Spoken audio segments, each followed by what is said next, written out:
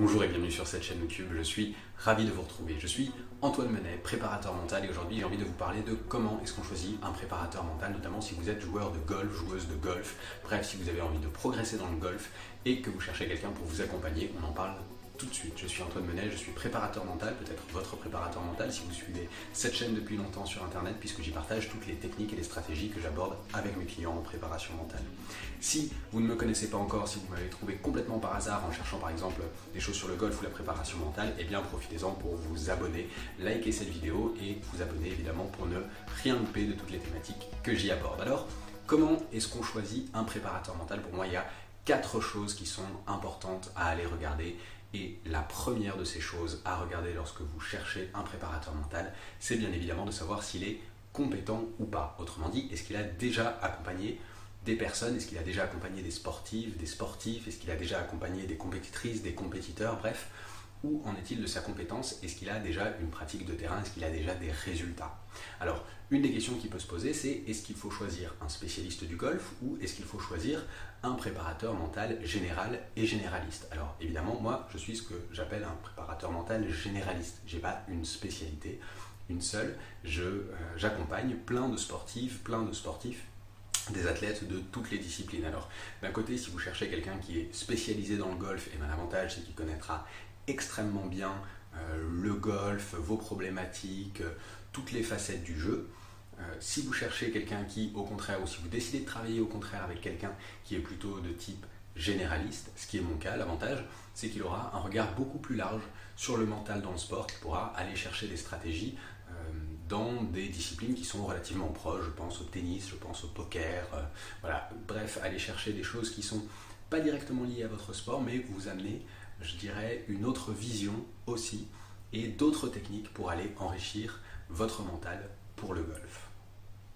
Deuxième chose à regarder, bien évidemment, si vous choisissez une préparatrice mentale, un préparateur mental, c'est sa personnalité. Et oui, a priori, vous allez discuter de choses assez profondes ensemble, vous allez établir une relation de confiance. Donc, l'idée, c'est de trouver quelqu'un dont la personnalité vous parle, où vous vous dites, tiens, effectivement, avec cette personne, je pense qu'on peut bosser, je pense qu'on réussit à faire quelque chose. Alors, évidemment, ça va être une question aussi de voir un petit peu ses valeurs, de voir un petit peu sa méthode de travail, de voir un petit peu son énergie.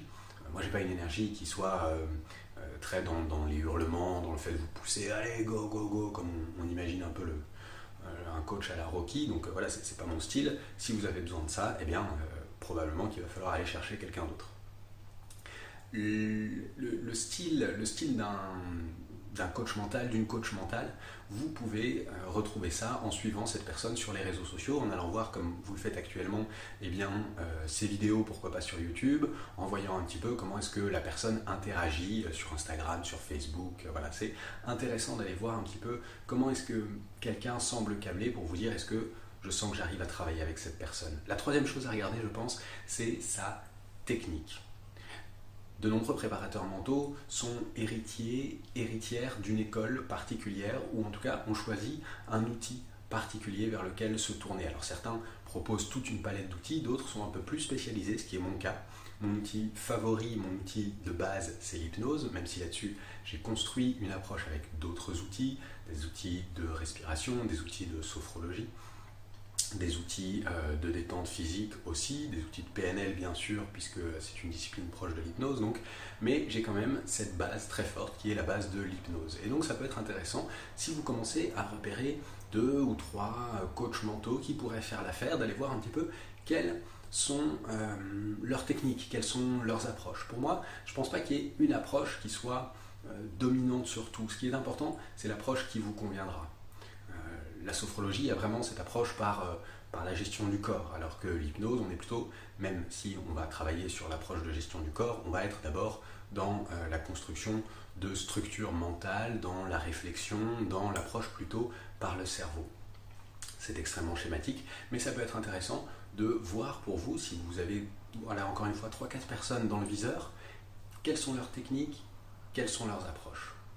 Et enfin, la quatrième et dernier élément, je pense, à aller vérifier, c'est à quoi ressemble le rythme de travail avec la personne avec laquelle vous pensez que vous pourriez commencer une démarche de préparation mentale. Pour ma part, par exemple, j'estime que une préparation mentale, cela se fait sur la durée d'une saison, en tout cas sur plusieurs mois, et que l'accompagnement se fait de manière à la fois régulière, je dirais dans des séances, et puis je demande à tous mes athlètes une véritable implication, un suivi au-delà, à savoir que j'aime évidemment avoir de leurs nouvelles au moment des compétitions, et je reste évidemment disponible tout au long de la semaine, tout au long du mois, tout au long de notre suivi disponible, voilà, pour échanger par mail, par vocaux, par WhatsApp, etc. Donc c'est intéressant de se poser la question et de bien définir, tiens, dans quoi est-ce que j'ai envie d'aller comme relation? Est-ce que c'est quelque chose où je me dis, je veux simplement faire une séance et 2 séances, et puis c'est marre, je ne veux plus en entendre parler? Ou est-ce que je me dis, ok, j'ai envie d'ajouter quelqu'un à ma team, d'avoir quelqu'un avec lequel je puisse me construire sur la durée de mon parcours compétitif? Voilà, c'était les 4 points que j'estime intéressants pour choisir un préparateur mental, une préparatrice mentale.